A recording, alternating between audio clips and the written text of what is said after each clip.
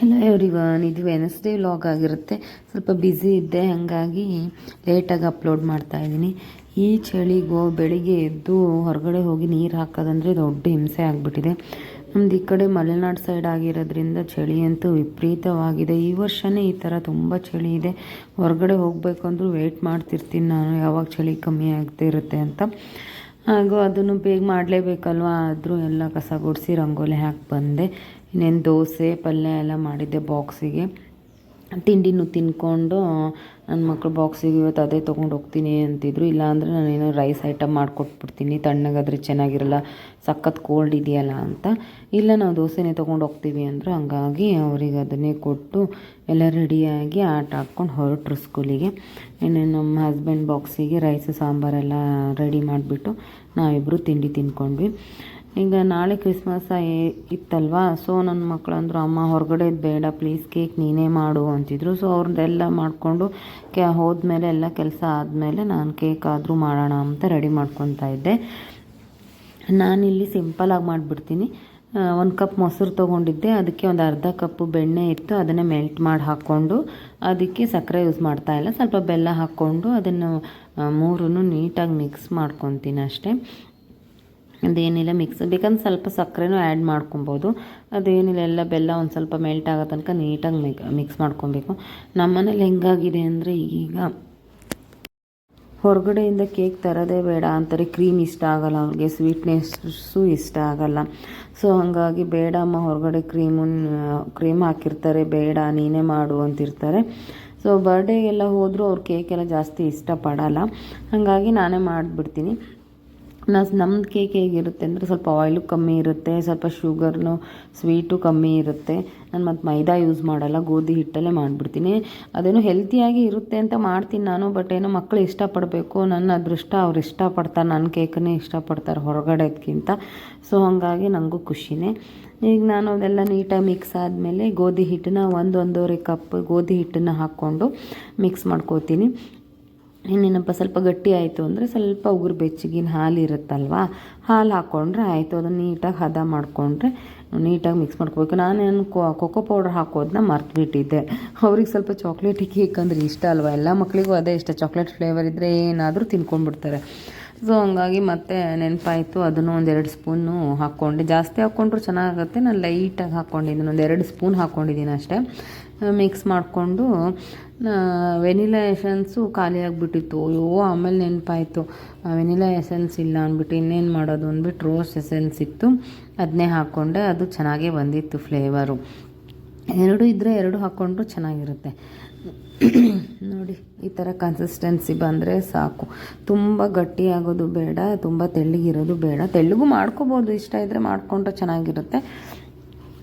ನಾನು ಸ್ವಲ್ಪ ಗಟ್ಟಿಯಾಗಿ ಇಟ್ಕೊಳ್ತೀನಿ, ಸ್ಪಾಂಜಿನೆಸ್ ಚೆನ್ನಾಗಿ ಬರುತ್ತೆ ಅಂತ. ನಾನು ಇಲ್ಲಿ ಬೇಕಿಂಗ್ ಪೌಡ್ರ್ ಸಹ ಯೂಸ್ ಮಾಡಲ್ಲ, ನಾನು ಮನೇಲೇ ಬೇಕಿಂಗ್ ಸೋಡಾ ಇರುತ್ತಲ್ಲ, ಅದನ್ನೇ 1 ಸ್ಪೂನ್ ಹಾಕ್ಕೊತೀನಿ, ಚೆನ್ನಾಗಿ ಬರುತ್ತೆ.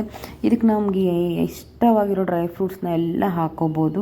ಇದಕ್ಕೆ ಈ ಪ್ಲಮ್ ಕೇಕ್ ಅಂದರೆ ಮುಂಚೆ ಎಲ್ಲ ಆರೆಂಜ್ ಜ್ಯೂಸಲ್ಲೆಲ್ಲ ನೆನೆಸಿಟ್ಟು ಮಾಡ್ತಾರಲ್ಲ, ಆ ಥರನೂ ಮಾಡ್ಬೋದು. ಎಲ್ಲ ಹಾಕ್ಕೊಳ್ಳೋ, ನಾನಿಲ್ಲಿ ಟೂಟಿ ಫ್ರೂಟಿ ಇತ್ತು ಮತ್ತು ಚೊಕೋ ಚಿಪ್ಸ್ ಇತ್ತು, ಅದನ್ನೇ ಹಾಕ್ಕೊಳ್ಳೋಣ. ಇನ್ನೇನು ಡ್ರೈ ಫ್ರೂಟ್ಸ್ ಎಲ್ಲ ಮೇಲೆ ಹಾಕ್ಕೊಂಡ್ರೆ ಚೆನ್ನಾಗಿರುತ್ತೆ ಅಂದ್ಬಿಟ್ಟು ನಾನು ಡೈರೆಕ್ಟಾಗಿ ಹಾಕಲ್ಲ. ಒಂದು ಸ್ವಲ್ಪ ಹಿಟ್ಟನ್ನು ಹಾಕಿಬಿಟ್ಟು ನೋಡಿ, ಈ ಥರ ಮಿಕ್ಸ್ ಮಾಡಿ ಹಾಕ್ಕೊಂಡ್ರೆ ಅದೆಲ್ಲ ಅಡಿಗಡೆ ಹೋಗಿ ನಿಲ್ಲಲ್ಲ.